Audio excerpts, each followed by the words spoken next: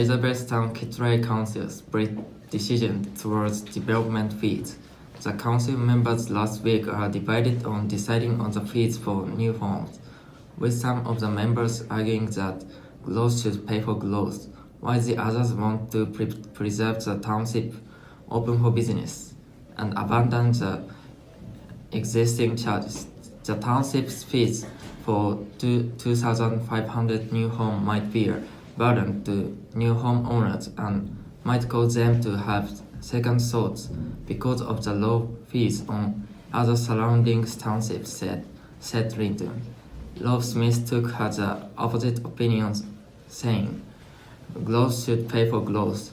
If the township didn't have development charges, it would mean taxes had to increase for everybody in the township, he said. They didn't decide on the issue this week and set the issue aside for future debates.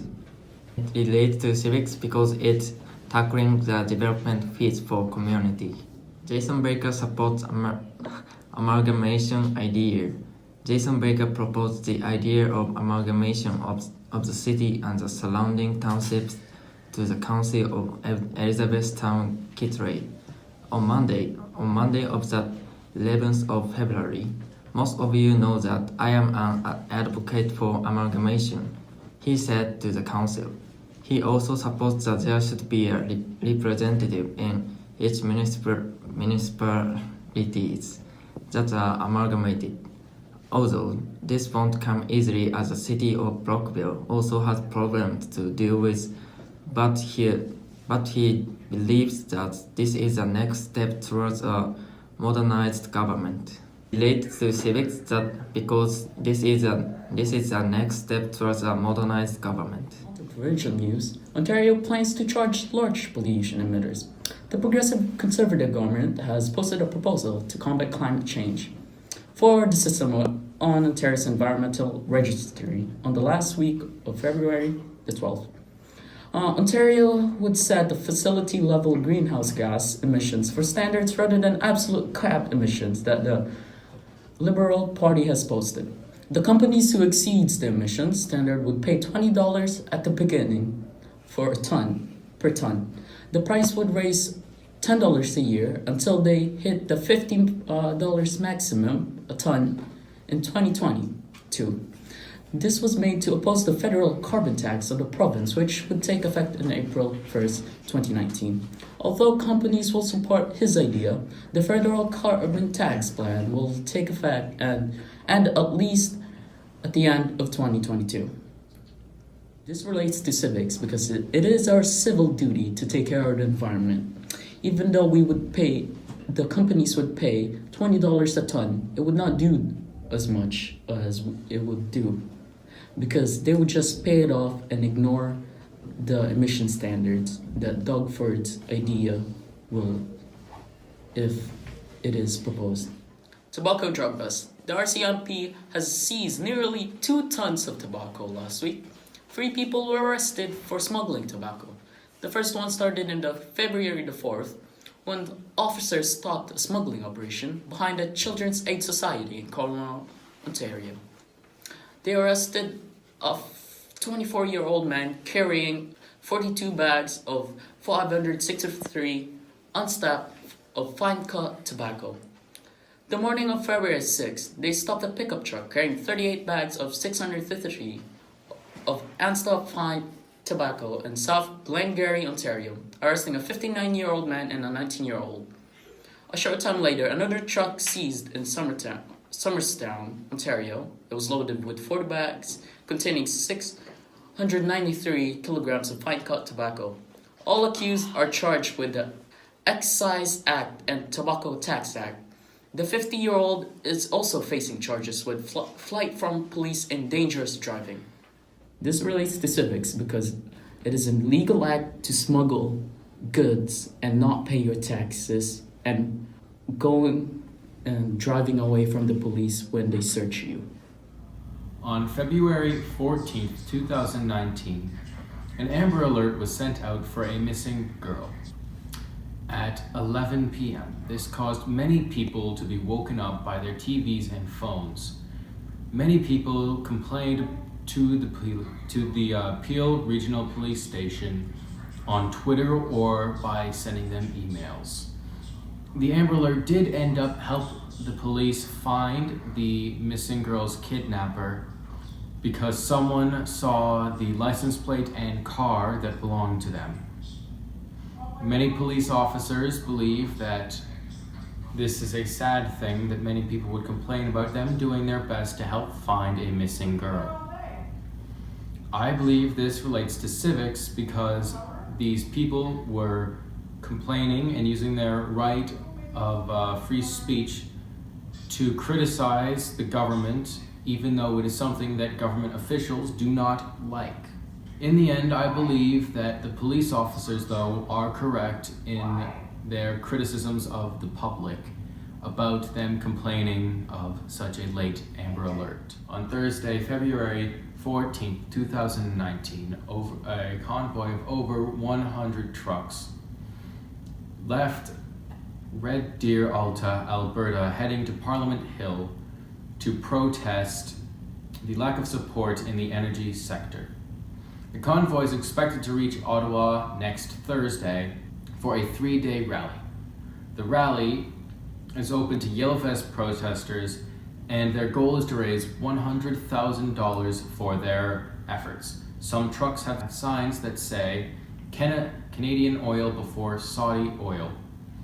And according to the leader of the convoy, Glenn Carrott, Canada already has the 3rd largest oil reserves in the world, but we're not using it. I believe this relates to civics because the truck drivers are using their right to peaceful protest to try and change something about the government. I agree with the truck drivers that more money and jobs should go to the Canadian oil industry. On Friday, February 15th, 2019, Manitoba school officials of the Prairie Rose School Division are investigating a gym teacher after he posted a photo of him holding a sign with a Conservative MP that said, "Trudeau is just the worst." The school division said they are investigating the gym teacher for the incident of political activity. The gym teacher, Brent Unruh, said that he doesn't consider himself political and wasn't trying to push an agenda on his students. I believe this relates to civics because the teacher was exercising his right to free speech of criticizing the current government leader with a political party representative that isn't in power. I think Unruh is in the right and did nothing wrong by posting the picture.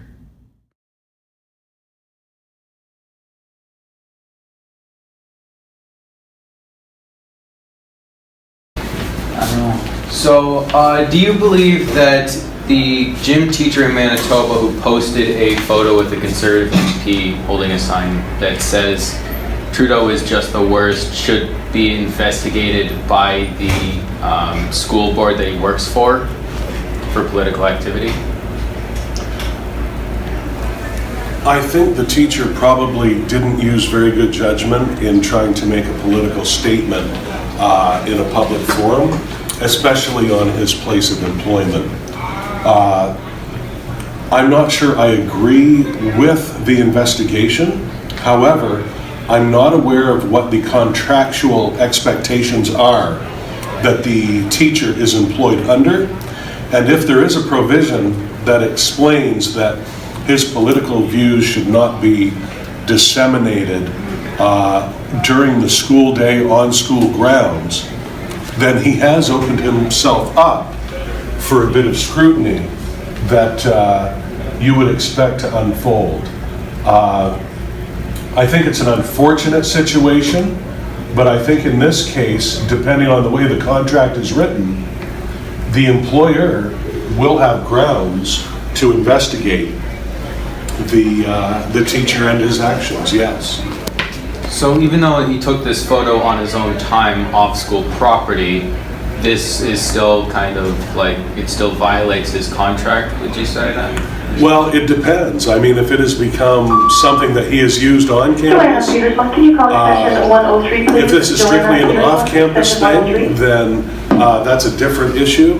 But again, I think it points out the problems that one has when one is so closely associated with their social media accounts that it influences what people perceive him as a person to be. So I think it's a big can of worms that is preventable, and it's the responsibility of the teacher to make sure that photos that could put him in a negative light or in a light that would be perhaps placing him under the microscope of an investigation is something that he should be avoiding. I know personally it's something I try to avoid. I have no footprint on any type of social media platform at all, nor because of my position in the school board would I ever want one. All right, thank you very much. You're welcome. On to international news. Last Friday, U.S. President Donald Trump has declared a national emergency to gain funds to build the U.S.-Mexico border wall. Trump has also signed a congressional bill to prevent another government shutdown that was to occur on Friday the 15th. Civics, as Donald Trump is moving approximately $5 billion towards the funding of the border wall. And while this has divided the country in the opinion of whether they want the wall or not, you cannot deny that President Donald Trump is keeping to his word on building the U.S.-Mexico border wall. Spain's Prime Minister Pedro Sanchez called for an early election on April 28th. The Catalan parties brought down Sanchez's minority socialist government by voting down the budget. Currently, Sanchez's Social Party is leading the opinion polls, but it shows that they will not get the necessary 176 votes to run the country alone. This relates to civics, as Spain's government is yet to reach an agreement given the minority status it is at currently. Also, the Supreme Court will decide whether the 2020 census can include a question about citizenship. This may affect the action of seats in the House of Representatives and the distribution of billions of dollars in federal money. Arguments will take place in April, and a decision should come by late June. This relates to civics, as it is a questioning about the people's citizenship.